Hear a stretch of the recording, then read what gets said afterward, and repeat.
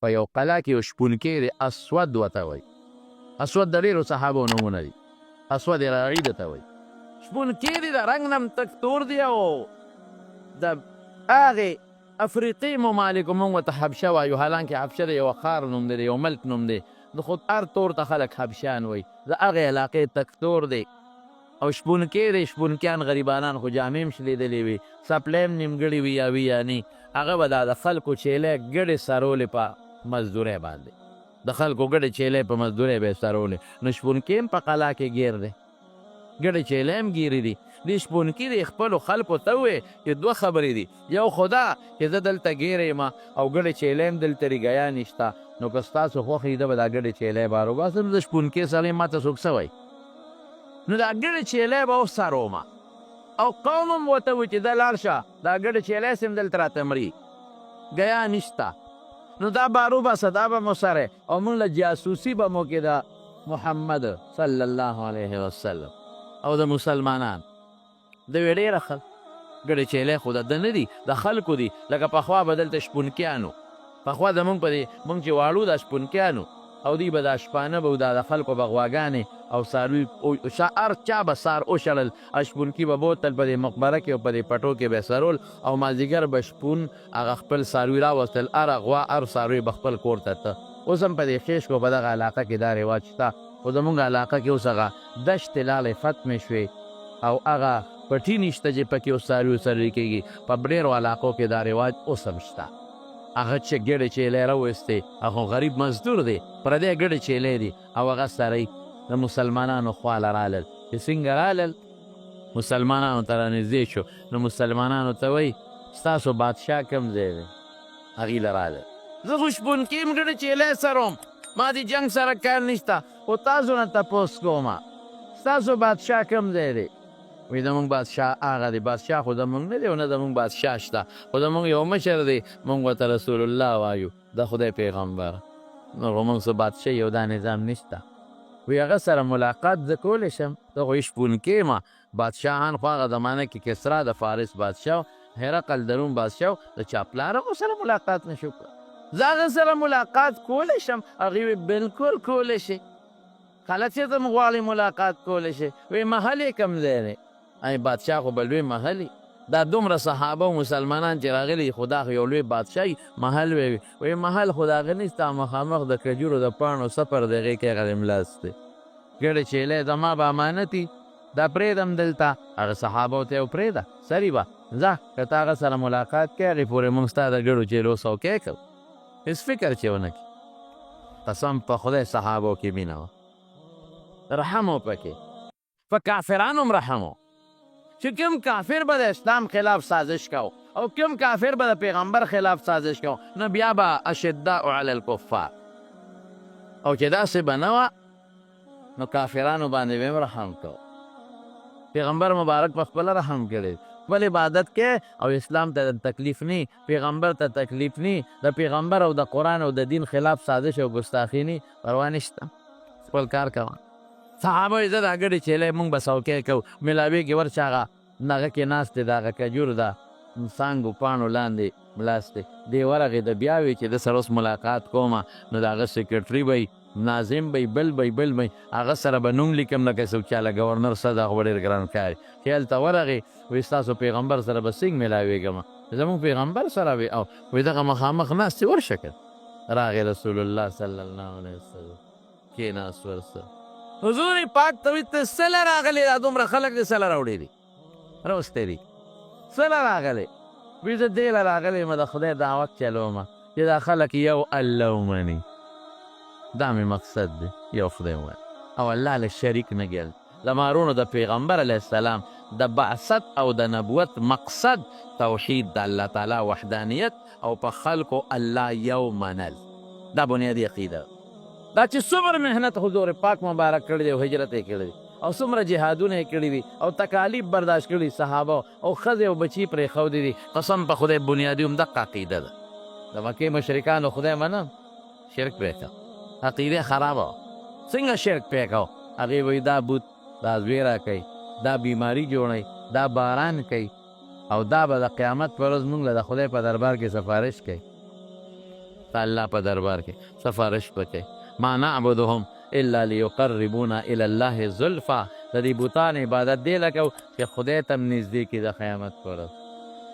ولې دا بوتان دا څوک دا د هغې د پیغمبرانو ډیزاینونو نقشې وې، د هغې د بچو نقشې وې،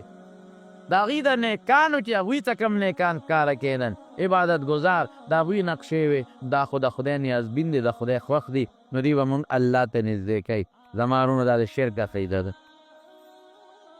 عقیده زما خدا مقصد دی چې الله ته حضور پاک هغه شپونکي ته وایي چې الله پاک یو ومنېده د هغه الله رسول یې شپونکي ورته څه وایي. وایي که دا چل مې وکړو دا چې ته ماته سوی نو بیا به ما سره به څه چل کېږي، زه به څه شم. شپونکي ورته رسول الله صلی الله علیه وسلم به تو فرمایل وی تاله به خدای په جنت کې لوی مقام درکړي،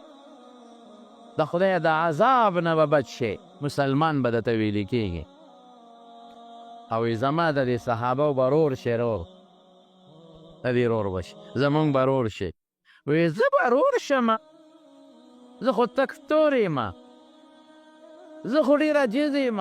زه خو فقیر مسکین یم، ما خو سپلی جامې م شلېدلې دي او ما نه خو بینځي بینه،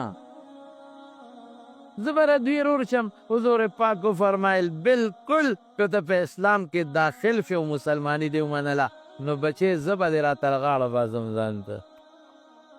زما دا صحابه به دې ځان ته را تر غاړه باسي، زمونږ رور به شي، رور به مونږ به ډېر ګران شي. انما المؤمنون اخوة، مسلمانۍ کې به هر مسلمان د بل مسلمان روري، رور مسلمانۍ وایي دې ته مسلمانۍ، مسلمان د مسلمان رور، بس مسلمان د مسلمان دشمن به نه.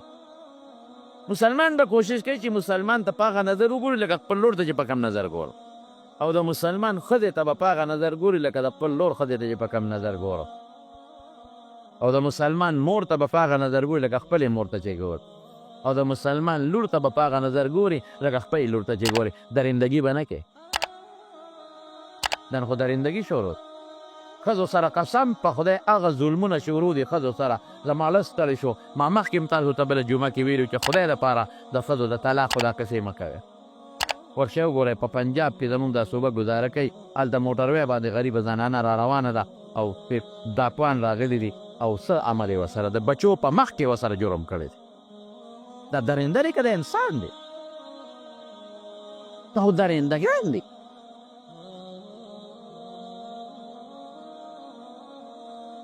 د شپې د لکه راپاسې ښځه کوزې د موټر نه بچي ته تختې، ښځه بچو پسې درمنډې وایي، شیشه ورته د موټر ماتی او د ماشومانو بچو په مخ کې د هغې عزت اخلي. د انسانیت دی. ښځو سره موږ څومره ظلمونه شروع کړي، په کور کې دننه څونه ظلم کوو. سهار وختي ته چې د کټ نه پاسې نو بستره د ګډه وډه پرته وي، د کټ څادر د ګونجې مونجې پروتي، او چې کمې اوبه د شپې څکلي او کمې پیالې د ګنده پرېښي د ډوډۍ هغه ګنده پرېږدې، او چې ته لاړ شې واپس راځې ستا د تلو نه پس ښځه درته بستره واره کړي، څادر وڅنډي، درته یې ښه مزېدار اوار کړي چې راځې صفا څادر او صفا کټ له را روان. دا لوښي ګنده پرېښي چې یې د څکلي، ماسخوتن ډوډۍ د خوړلې لوښي دي ګنده پرېښي، او چې ته سار راځې د ډیوټۍ نه سبا راځې سار لاړ شې واپس راځې هغه لوښي د شیشه صفا په کور کې پرتي. مړه دا غیرت دی، دا قدم ته وحید ته کوې، دا ښځه ته پلار کره نه پرېږدې، دې ښځې سره ته ظلم کوې، او جامې دې وویستې ماسخوتن او سار یې درته ایسرې کړې، پاکې جامې ښودې دي، او هغه چې بیا راځې نو هغه یې د له ښه مدېدار په صابون ووینځلې او صفا یې کړو، بیا یې درته ایسرې کړې او تیاره جوړې درته کېښوده،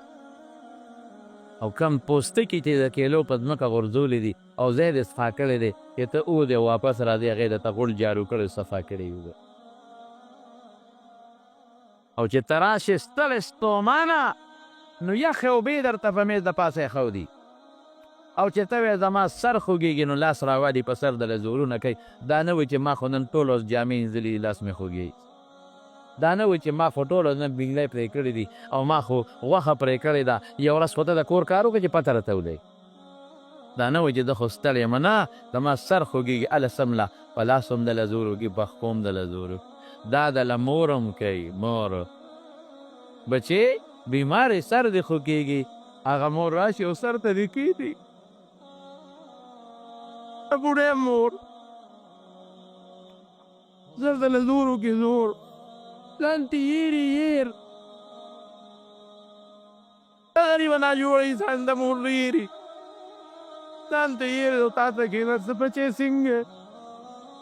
او ته ورته یې مورې ته څنګه وایي چې ته ښې ده ښې ما هغه مور هم مونږ کوتک روان وو په سر یې ووو هغه مور ته مونږ سپی وایو سپی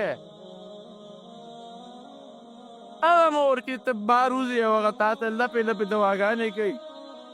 هغې ته مونږ د سپی په نظر ګورو د سپی په نظر ښځه راولې د هغې د ډوډۍ غریبې ځای نی بیا تا سره د هغې د خور ځای تا سره نی د هغې د رور ځای تا سره نی مونږ سور ځه ولې دونه ظلمونه مونږ کوو مونږ خدای نه به نه ځو دا زنانو سره ولې دونه ظلمونه مونږ کوو دا لوښي دله څوک ږدي دا سر ته یې څوک ناست دی ښځه ناست دی مور ناست دی خور ناست دی چې ګوري اور پسې شاته خور شاته ګوري اور اور مې بوډا شو اور خو مې ملا ټیټه شوه مونږ څه وایو مونږ سپي نظر ورته نه کوو خور مونږ په کال کې یو شکری چوري وله ساتلې هغه وله وړو دا زموږ د خویندو حال دی خور ته مونږ د خور په نظر ونه کتل مور ته مونږ د مور په نظر ونه کتل لور ته مونږ د لور په نظر ونه کتل دا کوم خوا ده مسلماني لاړه دا د پیغمبر علیه السلام سنت کم خوا لاړل دا د رسول الله مبارک طریقې کم خوا لاړل موږ د پیغمبر په نقش قدم روان یو دا د پیغمبر نقش قدم دی هغه بیبیانو سره داسې کړي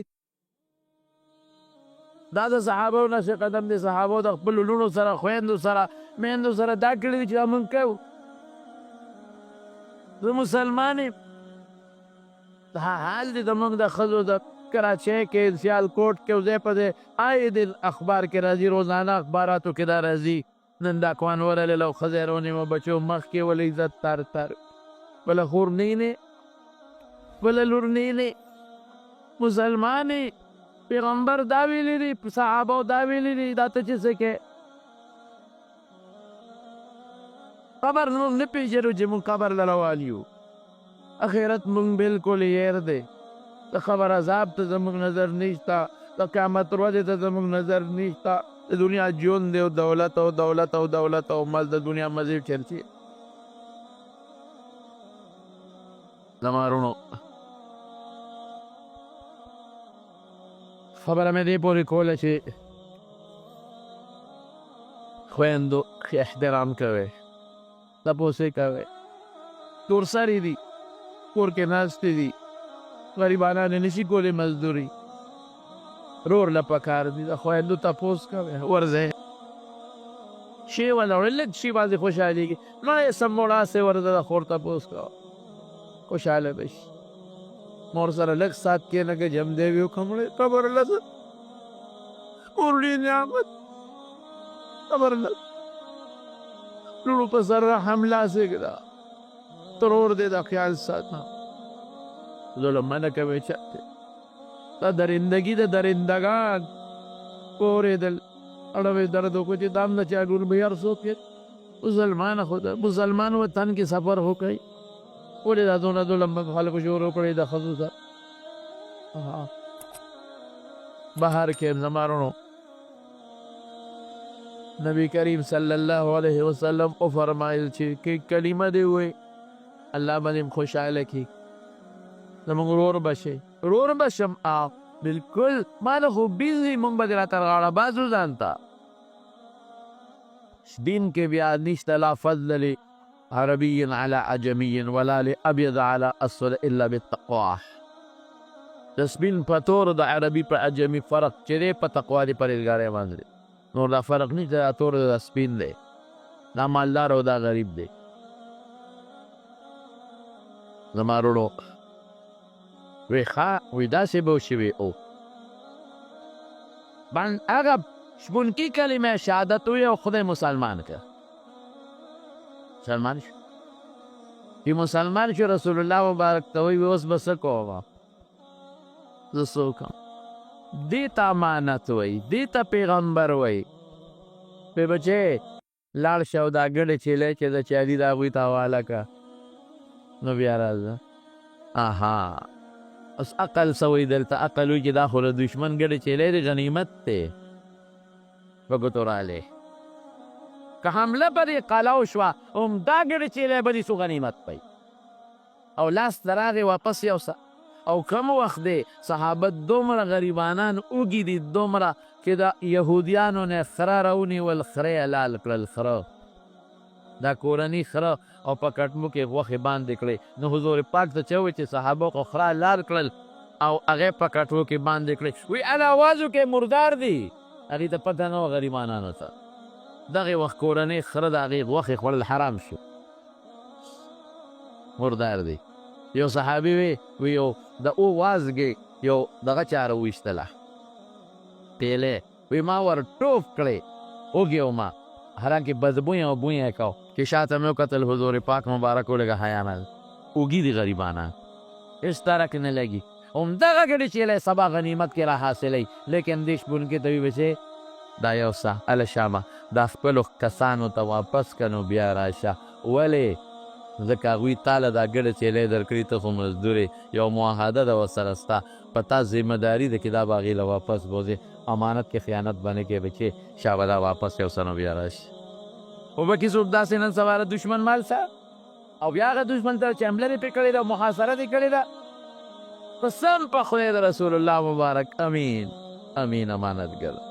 او صحابو ته دا چل ښولی هغه هغه ګډې چیلی واپس بوتلی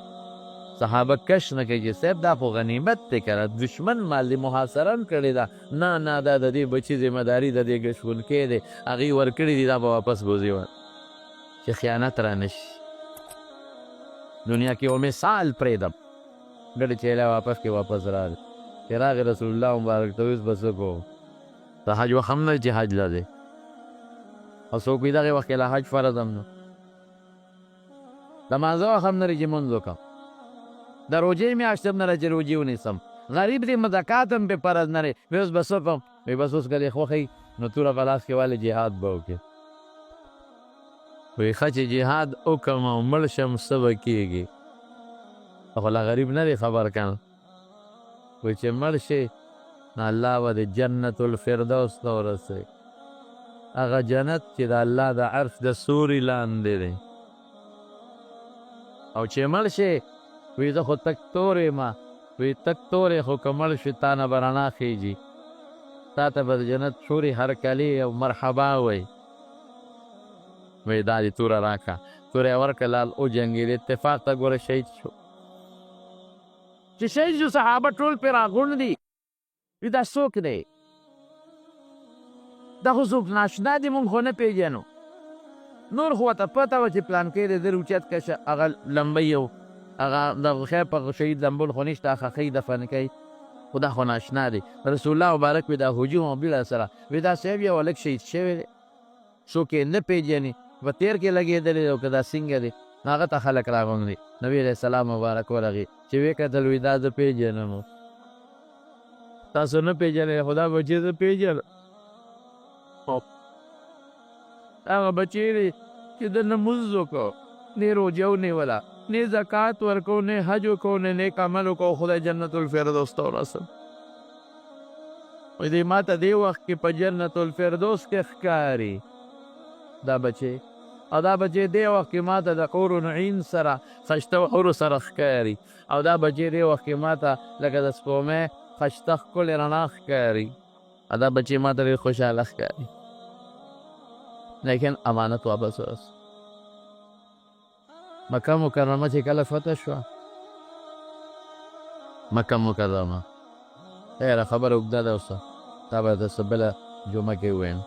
خو زما وروڼو په موږ ستاسو دا غټه ذمهداري ده غټه د مانځه چې موږ په صحیح طریقه ویم کو غلطې ونه په موږ د زکات ذمهداري ده چې موږ زکات د هغه طریقې سره ورکړو چې کوم موږ ته رسول الله مبارک ویلی او موږ پکې ریا ونه کړو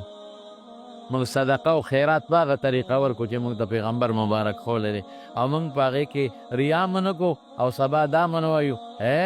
زکات مې در نه کړ خیر ښېګړه سره کوم او د مخ له غم ښادۍ له اوس نه راځې نه لا تبطلو صدقاتکم بالمن والاذا احسانونه به نه کوي او چاته ضرر رسوي صدقه به پرې نه وروالی او روجې نیسو یو ذمهداري د په هغه طریقه چې حضور پاک ښولی حج هم یو ذمهداري د په هغه طریقه مانس ذمهداري ته وایي چې الله ویلي په هغه طریقه او ایرونو د ښځې هم پته یو ذمهداري ده هغې سره به هغه ژوند تېری چې څنګه الله او رسول تېر کړ څنګه رسول الله مبارک تېر کړو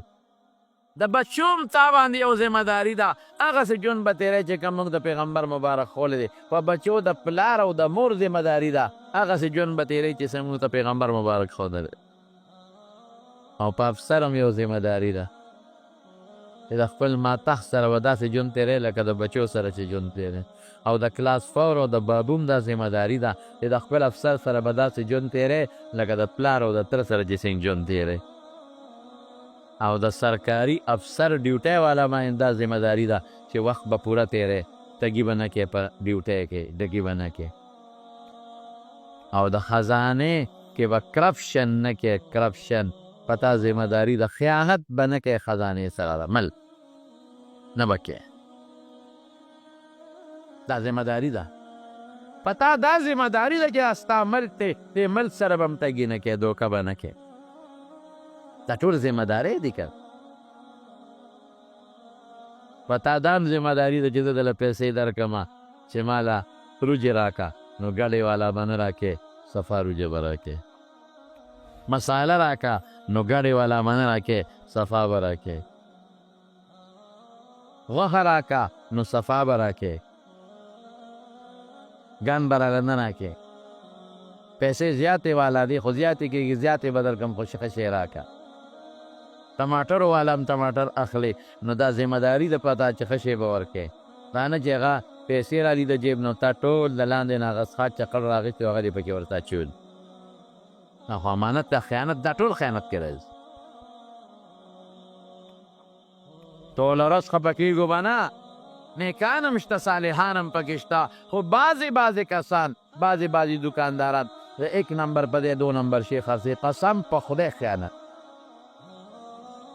د یو پاک شي په ځای ګډه خرڅوي ګډون شي قسم په خدای خیانت یو حرامه ده ته چې کوم شی غواړې هغه نه درکوي د هغې په ځای بل شی درکوي ته یې ماله جاپانۍ راکتله چین والا درکوي ته یې ماله اول نمبر راکتله 2 نمبر شی درکوي قسم په خدای چې دا هم خیانت یو ټګي ده 15 ګیره ده او سترګو کې د رانجم کړې جوړې دي او ګیره له ښه د زیتون تیل ورکړی چمک دې مونه ورکړی او بډې دې موالې دي او دا چلونه کې کال کې عمره او حج هم نه قضا کې قسم په خدای چې حرام خوري قسم مې راته وخوړه کوه حجونه عمرې کړه ګیره د نامه نه بلاندې که پټکې مو سره ووه ښه رانجم واچوه ګیرې له ښه چمک ورکه دا بعضې دي ګورې داسې دا شکل خدای له نه جوړ کړی دې دپاره یې جوړ کړی چې سړی تیر باسي ته ورشې وایي ده خو په لمن منځ کېږي دې ګیرې ته یې وګوره سمه رڼا کوي دې مخ ته یې وګوره سمه رڼا کوي دې تندي ته یې وګوره سم سجدې پې داغونه جوړ کړي دي او دې رانجو ته وګوره داسې نه دي ګران شوي دا ټول دې پورې کوي او دې شکل ته وګوره بډو ته وګوره ای بان سره جومات ته لاړ او میانځ کې ورته وایي کاکاجي تمارو جي په کار دی خو چې ګډه پکې نه نو ټول دله هغه 2 نمبر شی دی 2 نمبر ګن درته ټول در واچوي هغه دوکې والا شی دله درکړي په دې قسم دی چې دا حرام حرام حرام او رسول الله مبارک فرمایي وی هغه غوښه چې د حرامو نه زرغونې د جنت خوشبو پې حرامه ده اله به دي چې په دوزخ کې وسوځېږي فالنار اولا بها اور ته به په مولا هم ذمه داري ده د عوامو سره به ته خپل اخلاص کې دین ورته بیانوي دا منه کوي چې که زه دا خبره کوم زما مقتدي به خفه شي او ما په طریقه په نرمۍ بیان کا ما به د امامتۍ نه وباسي رزق په امامتۍ کې نه دی خدای به یې درکړي په مدرس هم ذمهداري ده د مدرسې په مدرس چې دی به هم درس کې کږي به نه کوي دوکه به نه کوي صحیح طریقې سره به درس کوي او کتاب به ګوري هر چا یو خپله ذمهداري ده از د منیمبوانه غیښتل په پېښور کې یارې ولاته مې ګاډۍ ودروه او ښه لوی ګیرې وه خشته و مزېدار ما وی که خیر انشاءالله سړی مې مونځ ته و دی به ښه شی رانه دومره غټ غټ ټیمبوان مې په څو دي کیلو په څو دي په دې مې ښه دا سر والا نیمبوان به راکوې ریټ مې سر ونه کوي چې ریټ زما د خوښې مال ستا د خوښې دونو خیال ریټ زما د خوښې مال ستا د خوښې ما ټیک شوه مې بس چا به وتله چې مې اوس تلې ورڼمه که لاندې هغه سوبیرو په شان شنې رنډۍ ته یې تله ورڼمه کې ای کاکا دا بره وی دا به په چا خرڅومه مې اوس غریب سړی مولی یم نه جګ نه شم کولی نه ستغه ویلی شم ګنې زه به راته ځان جواب درکوم چې په هغه مور دی خرڅ کړه په چا خرڅ ما خو تا ته خبره خلاصه کړه که نه تا په خپله وی چې ریټ ستا ما د خوښې او مال ستا د خوښې دا په چا خرڅوم رسول الله مبارک یو ځل راغی او غنمو کې لاس ومنډه لاندې لامدو سړي ته دا ویلې وی باران پې شوی دی باران په بره کېږي که په لاندې کې لامده بره کېږي چې خلکو ته پته ولئ موږ څه چې کوو موږ دغه لامده هغه ګن لاندې کړو هغه پې د پاسه کړو چې ګاډ پې دوکه کړو او ګاډ پې ووو او د شپې چې کور ته لاړ شو نو بیا څه چل کوو بیا موږ ته ورېږه ډوډۍ خوره نه ورېږه مونځ کومه تا خو لیټ شو که نه مونځ یاره یو څو رکعته نفل مې هم کوله او منځ کې دې ټول ګن په خلکو خرڅ کړی دی ټول ارامه دې راوړی حرام به نه کوې حلال به کوې په دوکاندار دا امانت دی ذمهداري ده چې کوم شی ګاټ ته نه اخلي همغه شی ورکړې غلط به نه ورکړې لږه ګټه قسم په خدای که په پیسه کې پیسه د انسان د راحت ذریعه ده ګورې راحت نه دی دولت د انسان د راحت او د سکون ذریعه ده راحت او سکون د چا په لاس کې دی که ملګري خبره کوله و خبره نه اوږده شوه